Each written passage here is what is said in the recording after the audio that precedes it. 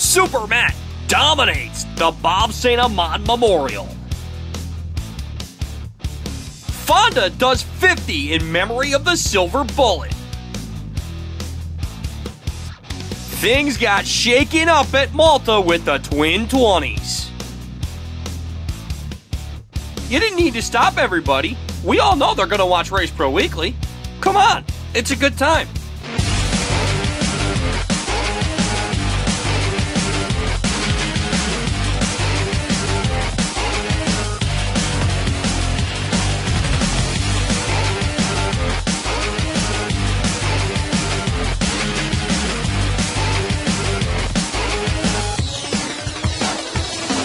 Hello and welcome to Race Pro Weekly. I'm your host, Mike Warren. This past Monday night was the 7th annual Bob St. Amand Memorial for the Super Dirt Car Series up at the Merrittville Speedway, and we're going to bring you there to see what happened as part of our opening highlight sponsored by Landho Maintenance. A 4-wide salute to the fans, customary for the Super Dirt Car Series, and this one as Timmy Fuller and the Genoa Giant, Pat Ward, would lead the field to the green. As Fuller would bring him up into turn number 1 and 2 at the famed Merrittville Speedway. Wouldn't take long for the FX Caprara 9S of Super Matt Shepard to work his way up into the number 2 spot as he would get by Pat Ward. Now Ward would have to deal with his gypsum teammate as Lightning Larry White dive into the inside lane, trying to take the number 3 spot away. As Billy Decker and Mark Valerio look to work their way up through the field behind the Jersey Jet Brett Hearn as they try to crack the top 5 early as the caution comes out for Rich Scalata. Off the restart, here comes the 9 of Matt Shepard, working it up on the top side, but as you've seen, both lanes very racy at Merrittville, and Timmy Fuller going to get him right back on the inside lane. Shepard going to throw everything but the kitchen sink at him throughout this race, as you'll see a little bit later. Brett Hearn working to the outside of the 42, and now we get back to Shepard working his way up, trying to go a lane higher, almost off the racetrack, trying to get by him, and eventually he'd sneak by on the top side off of turn number 2 as Matt Shepard going to the front, with Larry White looking to follow. Tim Fuller, he wheel hops the left rear of the 19 machine, and actually that's the right rear. I can't see what side I'm looking at here.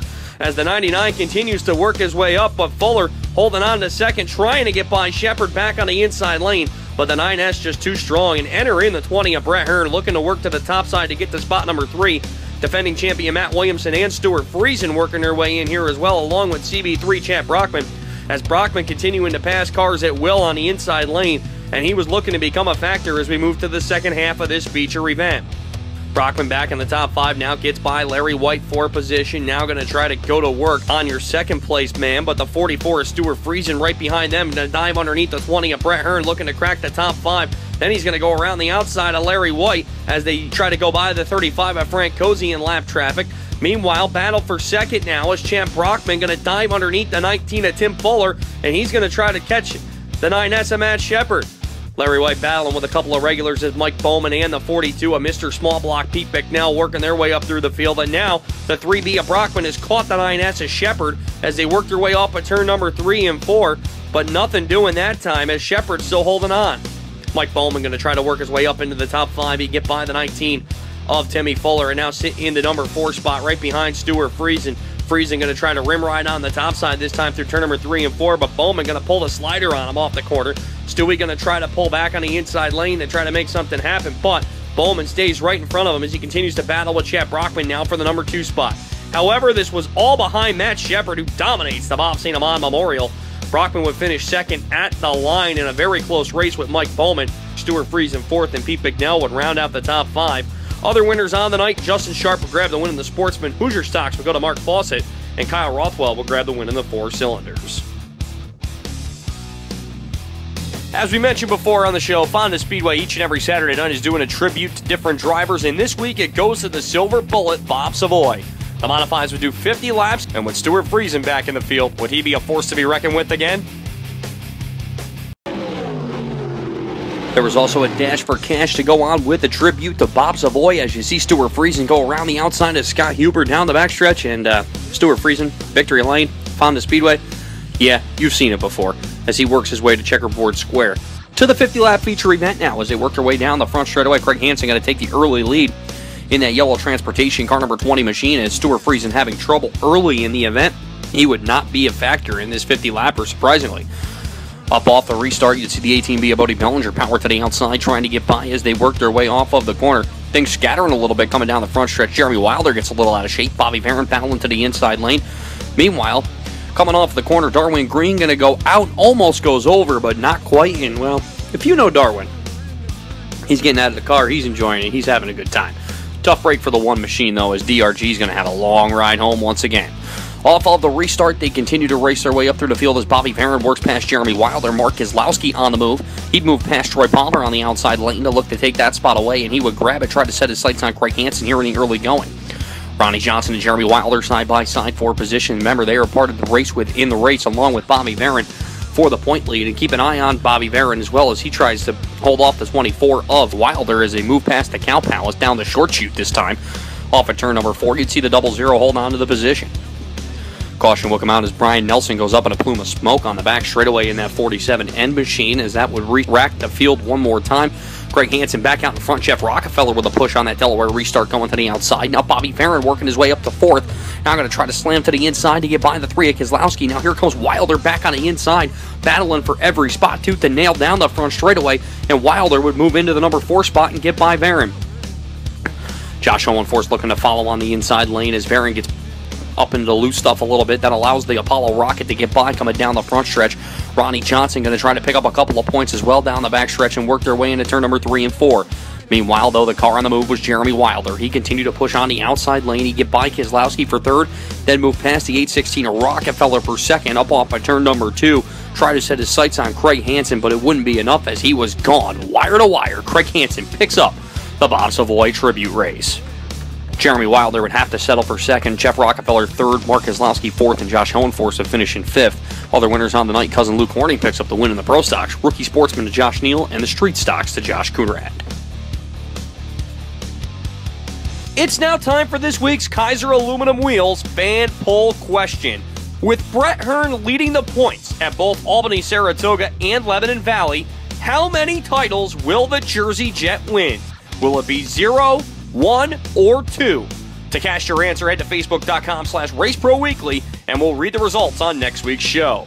Taking a look at last week's question, do you enjoy having multiple features for the modifieds at your local racetrack? Well, I'll tell you what, even math I can do. When we come back on RPW, we head to the high banks where things got shaken up a little bit. And we'll go to the D-shaped Dirt Demon where Phelps and White's battle continued.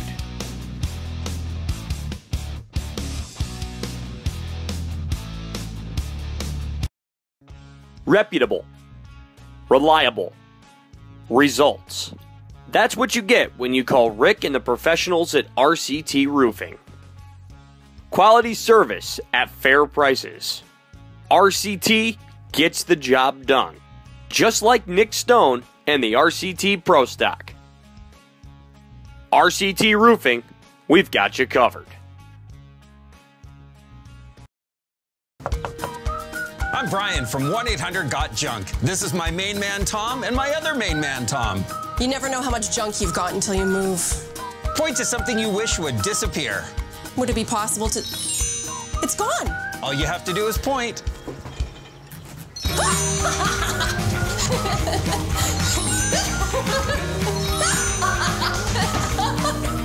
Where have you been all my life? We make junk disappear. All you have to do is point.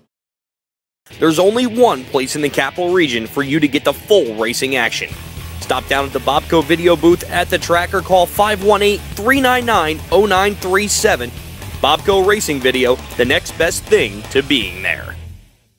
Welcome back to Race Pro Weekly. Small block modified action coming up here as we finish this one off as J.R. Hefner and Frank Horde III. Give me a freeze frame. Oh yeah, J.R. Hefner with the win in that small block modified feature event. A big win for him, his first of the season in that Upstate Utilities number 17. We move to the modified feature now as the green flag will come out on the speedway. The 55 of Mike Keeler would take the early race lead up into turn number 1 and 2. 99 of Colby Schroeder going to go side by side with Eddie Marshall working their way into the west end. 42 of Kyle Sheldon right there as well. Marshall slips up the banking. That allows the 115 of Kenny Tremont to slide by as he works his way down the back straightaway out to a 4-car length advantage on him.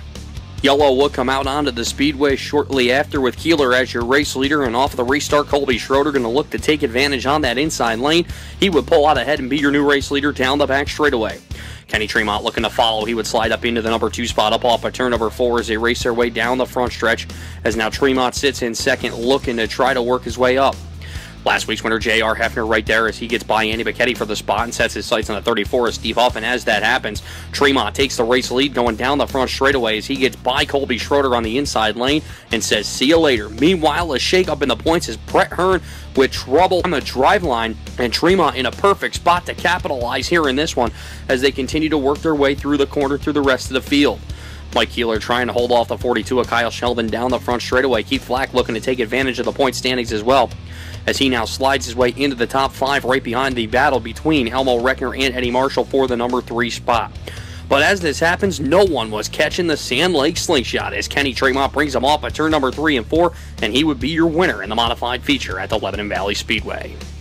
Colby Schroeder would finish in second, Elmo Reckner third, Eddie Marshall fourth, and Keith Flack would round out the top 5. Other winners on the night, J.R. Hefner, as you saw, grabbed the win in the small blocks. Pro Stocks to Paul Rochelle, Pure Stocks 1, 2, and 3 to Zach Saerline, Scott Morris, and Gary O'Brien. The D-Shade Dirt Demon. It always gets a little wild up there. Who would bring home last Friday night's feature event as White and Phelps continued to battle it out? Down Brooks, New Jersey's Rich Galata would be the pole sitter in this 35-lap feature event up on the D-Shaped Dirt Demon with Pat Ward right to the outside of him. And it wouldn't be long till the Genoa Giant going to sift off the top side a little bit, drag race him down the front stretch. Scalata would lead that time through, but here comes Pat Ward working it up on the top side. He'd be your race leader early in this one.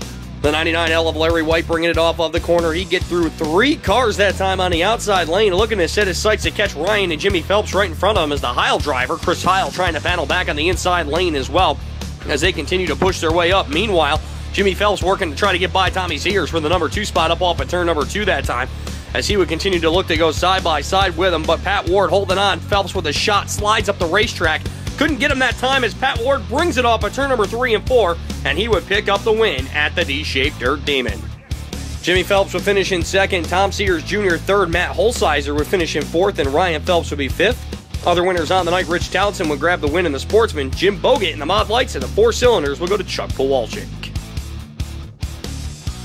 Since week 2, Mark Johnson has held the point lead at the Albany-Saratoga Speedway with many drivers in his clutches behind him. Would this be the week where things shook loose? Twin 20 number 1 would see the 14 of Floyd Billington lead the field to the green as he'd work his way up to turn number 1 and 2 early. Mark Keselowski going to have the race lead as they bring it up at turn number 3 and 4. Ray Horde and Matt Depew working it up on the top side as they'll bring it around for the first time. Brett Hearn and Stuart Friesen right there along with Ravina Rocket, Keith Flack off at turn number 2 as they try to push their way up through the field as Friesen, who started 17th on the grid, making quick work and already just a couple of spots out of the top 5 very early in this event. Meanwhile, Bobby Hackle working it up on the top of the 3 of Mark Keselowski off at turn number 2, trying to make something happen. Mark Johnson on the way as well, along with Friesen, who's going to go around the outside of Elmo Reckner into turn number 3 and 4. Mark Johnson looks like he bobbles a little bit on the inside of turn number 2 that time as the caution comes out for Rich Ronca, and it turns out Mark Johnson had a rear end tube break on the 3J. That would end his night for that Twin 20. Off of the restart, the 3 of Mark Keselowski would take control of this one again, and yup, here comes Stewie. Friesen working it to the inside lane, going to go underneath Mark Keselowski as they're 3 wide for the race lead. New leader, the Canadian sensation, out to the front. Friesen working it there as here's Brett Hearn trying to make up some ground as he would be the point leader as this finishes. As now they work their way up into turn number 1 and 2. Holy hip check, Batman, as Elmo Reckner gets by Mark Keselowski. But, you guessed it, Stewie picking up the win in feature number 1. The Twin 20 number 2, Ray Horde going to take the early advantage in this event as LJ Lombardo going to look to take control. Matt Depew right there as well as they work their way up through turn number 1 and 2. Take a look at this 3-wide battle. J.R. Hefner, Neil Stratton right there, and around goes Don Ronca, bringing out the caution for the first time in this event. A battle of teammates up at the front now as Matt Depew and Ray Horde go at it. Horde going to turn it up on the top side to try to get around the Namer Dodge car number 667 of Matt Depew. And he does in the 66 machine. Almost goes off the banking, but keeps it up there on the top side. Stuart Friesen trying to work his way up to pull the double here in this feature event as Lombardo now gets by Depew for the number 2 spot through turn number 3 and 4 as they come off of the corner. Kenny Tremont working his way up along with Friesen and Jesse Mueller as they're side by side. Elmo Reckner looking for another top 5 finish as well. as Lombardo in lap traffic starts to run down the 66 of Horde down the back straightaway. Ford will continue to move it on the outside lane as the cream starting to rise to the top. Here comes Brett Hearn working it up into the top 5 as he now sits in third right behind the 35 of LJ Lombardo. Stuart Friesen now up to 4th, and enter into the picture Mark Johnson as he works his way off of the corner. He gets by Stuart Friesen for position. Brett Hearn going to get by the 35 of LJ Lombardo, but the caution comes out again for the 7 of Don Rocca, which would negate the pass and move him back a spot. Off the restart, Stuart Friesen going to try to go 3 wide with Brett Hearn and Mark Johnson, but not enough room as he hits the implement tire. A tough break for Friesen, who may have had enough to go back-to-back on the night. As things will continue, Mark Johnson will move his way up to second. Hearn and Lombardo sliding as they come to the checkered flag. Ray Horde holds on for the win. Hearn narrowly getting by Johnson for second. As we run down the top 5, Horde with the win. Hearn second, which now puts him 25 points ahead of Johnson in the standings. LJ Lombardo would finish in 4th. Kenny Tremont would round out the top 5. Back to feature number 1, where it was Stuart Friesen picking up the win. Elmo Reckner finishing 2nd. Bobby Hagel the 4th, 3rd. Brett Hearn 4th, and Mark Keselowski rounding out the top 5 in that one. Other winners on the night, Robert Bublak grabbed a much-needed win in the Sportsman division. Limited Sportsman will go to Nick Fretto. Dirt Car Pro Stocks would go to Nick Stone. Street Stocks to Hunter Sanchez, and the 4 cylinders would be Mike Perotti and Steve Ryan picking up the wins. When we come back on Race Pro Weekly, things get a little wild down on the Ulster County Bull Ring, and we'll head to Glen Ridge, where it was anything but conventional.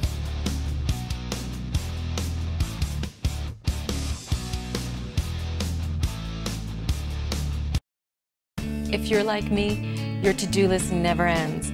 But with just one phone call, I protect my home, family, pets, and yard all year round. With Northeast Pest Control's Premier Home Protection Program, I don't have to worry about bugs and pests, and I don't have to worry about harsh chemicals either. Now how about that want to-do list? Thanks, Northeast Pest Control. Ants, termites, mice, or bees, call today for your free estimate. With Northeast Pest Control, we guarantee you'll live pest-free. Performance, quality, service. That's DMC Racing Products. Hundreds of name brand parts, competitive prices. That's DMC.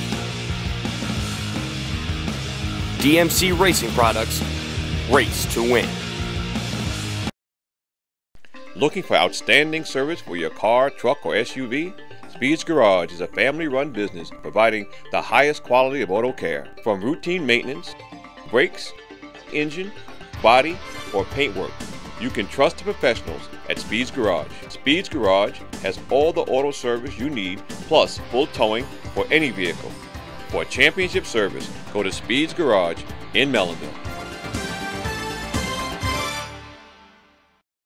Welcome back to Race Pro Weekly. Some sportsman action for you as Chris Stevens going to work his way underneath. Look to take the lead off of the corner, and what a run this was. He continued to hook it up on the outside lane, trying to hold on as they bring it off the corner. Chris Stevens would pick up a big win here in the sportsman feature event.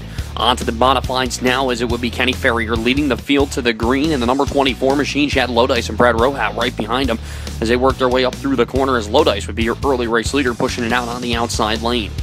Cars looking to work their way up through the field as this always dicey Accord Speedway track as Danny Creedon working it up on the top side, trying to pick up a position as Brad Rohat and Brett Graham go at it. Here's Creedon going to slide back to the low side of the inside of Graham. A little bit of a hip check, almost going 3 wide through turn number 3 and 4, and okay, that's a lot of a hip check going through the corner. Meanwhile, Creedon going to continue to work his way up through the field as he get by Rohat for position up off the corner. He'd now sit in the number 3 spot and will continue to work his way up. Anthony Borrego in the New York Truck Parks, car number 55, working it up on the outside lane. Here's Creedon going low on the 5L Lodice, looking to move into the number 2 spot on the high side. Can't do it just yet, as now it would be the 46 of Graham going around, bringing out the caution. Off the restart, Farrier would take control again. Here comes Iron Mike Rickey to the inside with an iron-like move. Slider up off at turn number 3 and 4. Here comes the 16 of Creedon back at him, though, and then meanwhile, another hip check as Mike Rickey gets him, and then he gets tagged by Rohat coming down the back straightaway. And Chad Lodice, well, oh boy, that was no dice in this feature event for him, a tough break. Off of the restart, Farrier would retake control of this one as Scott Farrier working his way up into the top 5, but Danny Creedon may not be denied in this one. He works it up to the inside lane as they beat and bang down the front straightaway. Creedon to the inside, Farrier to the outside. They continue to push for the spot as Creedon works it up off of turn number 3 and 4. They bring it down the front straightaway. He would be your new race leader at the line. Creedon still looking to see if he gets pressure from Farrier down the back straightaway, but nobody was touching him as Danny Creedon goes to victory lane in Accord. Farrier would finish in second, Mike Rickey third, Brad Rodout fourth, and Scott Farrier would round out the top 5. Chris Stevens would grab the win in the Sportsman. Wingless sprints would go to Brody Adamski. Ray Tarantino in the Pure Stocks. Rookie Sportsman going to Jason Feinberg, Samantha Muller in the Slingshots, and Junior Slingshots the Hunter Lap. Track promoter Pete Dematrazik decided to put a Run What You Brung special last Friday night at the Glenbridge Motorsports Park, with Sean Pangman winning the last one. Could he do it again?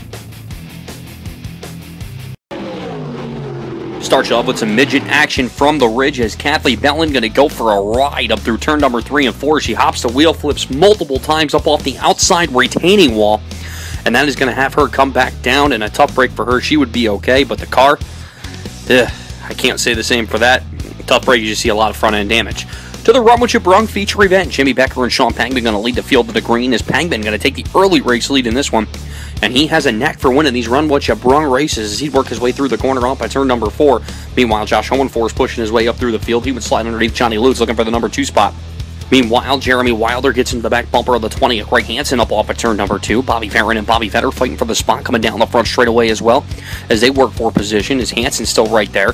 Varon now along with Vetter and Lutz as Varon pushes to the inside. Vetter gets by him as they continue to work for position. Rockefeller in there as well, but Josh Hohenforce now pushing his way up into the number 2 spot, and he would set his sights on Sean Pangman while Craig Hansen works him right behind him to take third. As the race went on, the 6H would start to reel in the 34 machine. Before this one was all said and done, he'd get to within about 5 car lengths as Pangman would continue to click off the laps. Meanwhile, the Hohenforce having trouble as he hurt the motor on the Apollo Northeast car number 6H machine.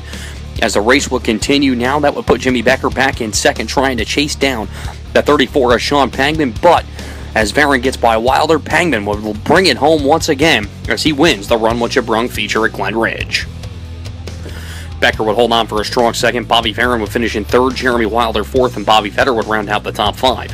Other winners on the night, Rocky Warner grabs the win in the Sportsman, cousin Luke Horning in the Pro Stocks, and the Midgets would go to Nate Furman.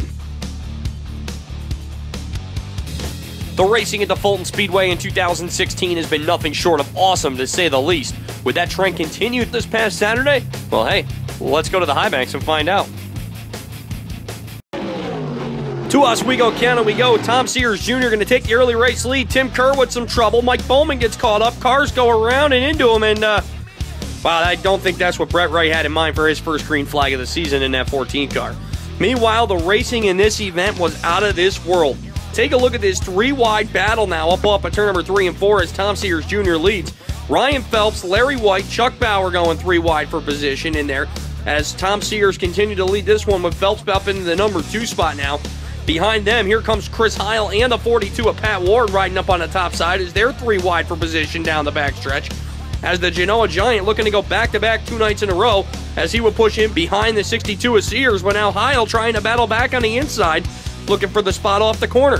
However, they weren't catching Tom Sears Jr. as he picks up a big win at the Fulton Speedway last Saturday. Pat Ward would finish in second, Chris Heil would be third, Ryan Phelps fourth, and Tim Sears Jr. would round out the top 5. Other winners on the night, Ron Davis III would grab the win in the Sportsman. Late models to Chris Fleming, Joey Bonagura in Novice Sportsman number 1, Novice Sportsman number 2 to Brandon Carvey, Joe Isabel on the Mod Lights, and the 4 cylinders to Quinn Wallace. When we return on RPW, we'll head back to Merrittville for their Saturday night program, and then we'll give out our NISCA Performer of the Week. Stay tuned, you won't want to miss it here on RPW.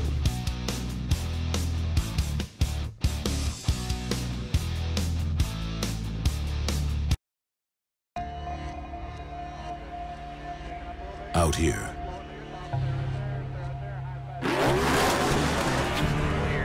seconds mean everything. That's why, in here, we work so hard to shave them. When a second matters, science matters. Mobil 1, Energy lives here.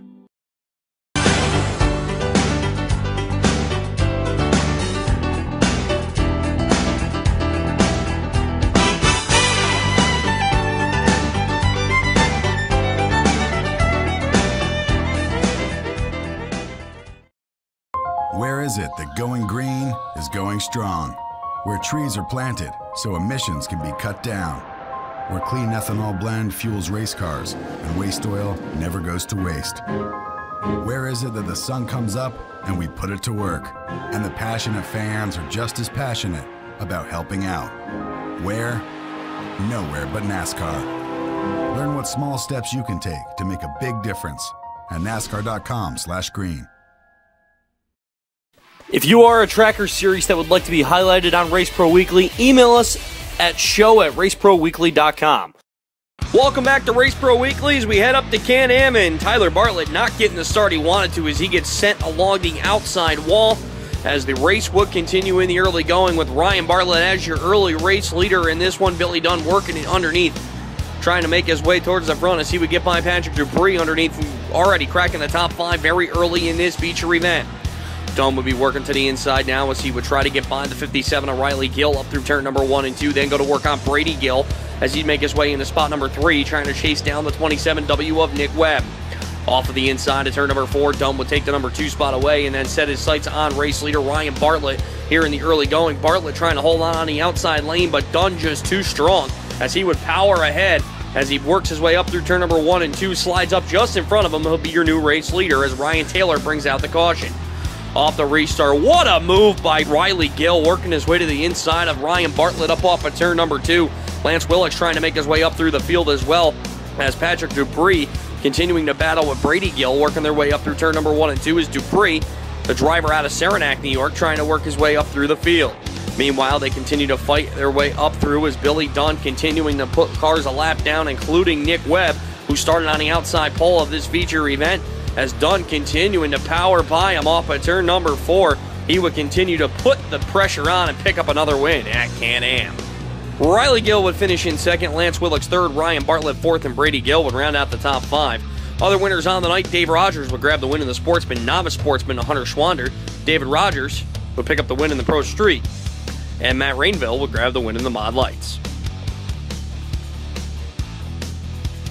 We already showed you the Super Dirt Car Series race up at Maryville, but as you know, on Saturday nights, different winners seem to be a theme at that racetrack. Would that be the case once again? Scott Wood and Phil Vigneri going to bring the field to the green in the 35-lap feature at the Maryville Speedway as Wood would go to the early advantage. Here comes the 15 of Tim Jones starting to push down on the inside as they work their way off at turn number 4, but Phil Vigneri going to work it up on the top side. Here comes Mark Delario now, going to try to make it 3 wide, look to split the middle for the race lead off at turn number 4, and it would be Delario taking the spot away as he would be your new race leader. Delario working his way back through as cars go around. Chris Steele in the 3 and Scott Wood, your early race leader in the 38, going to bring out the caution. Off the restart, some 3 wide battling is Freddie Carlton in there with Vigneri, and here comes Mr. Smallblock working his way around the inside, but at the same time, Tim Jones not going away in this one. As Ryan Susi and CB3 Chad Brockman, boy, that's an old paint job, working his way up through the field as Susi almost gets knocked off the front straightaway. Meanwhile, here's Bicknell and Jones still working as Vigneri continues to set the pace in this one. 3 wide behind them is Eric Rudolph going to enter in on the inside lane with that 19 machine. Jones riding up strong on the top side as the caution will come out for a car around in turn number 4. That is the 08 of Mark Delario. Off the restart, Phil Vigneri still holding on to the race lead, but here comes Tim Jones working it up on the top side, going to look to take the race lead away through turn number 3 and 4. He would grab it. Eric Rudolph going to follow. He'll go to the number 2 spot and work his way underneath Jones, trying to get by him off at turn number 2 as the caution will come out again as Bill Bleach, Scott Wood, and Mark Delario involved off at turn number 4.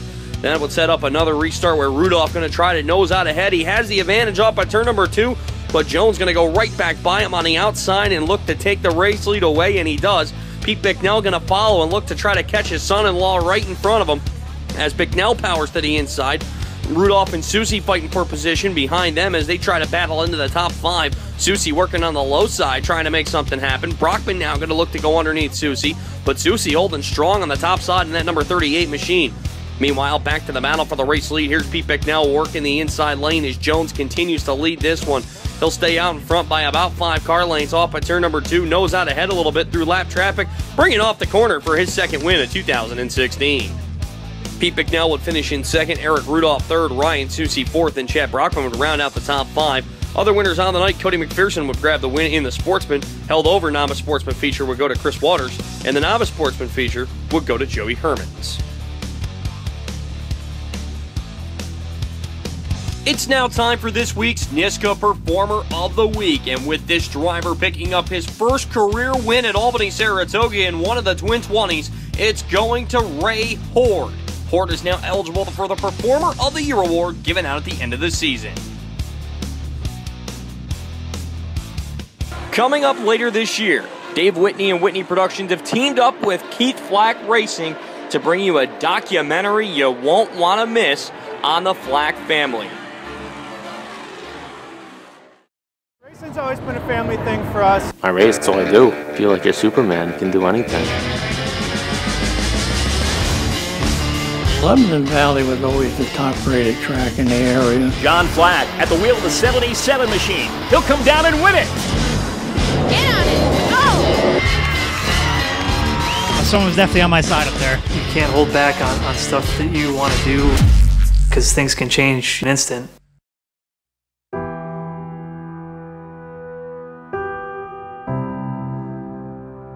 My dad and my grandfather were champions here, and Mark's been a champion here, so me and JC were just hoping to, hopefully we can get our names up there too. I told JC, you're going to win a feature someday.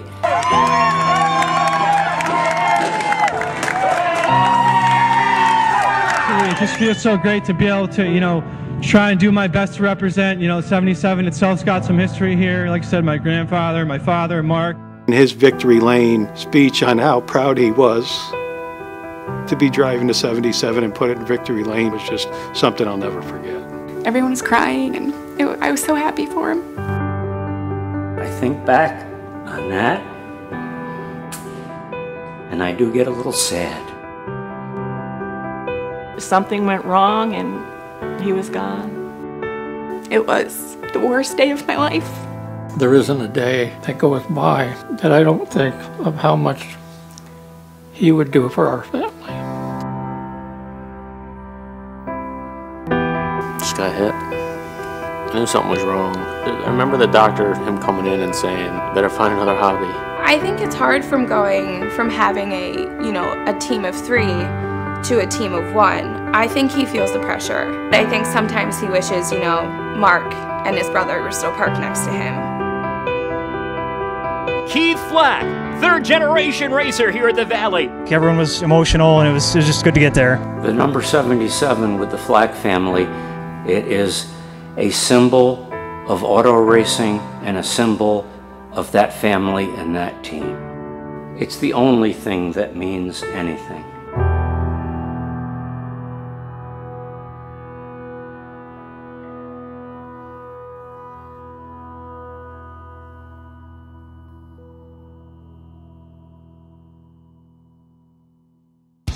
That's all for this week's show. For the latest news, results, and photos, check out Race Pro Weekly online at www.raceproweekly.com, and be sure to follow us on Facebook, Twitter, YouTube, and Instagram. So for myself, Bobby Chalmers, Fast Eddie, Scott Morlock, Amber Chalmers, and everyone that helps put Race Pro Weekly together, thank you for watching this week's episode, and we'll see you next time.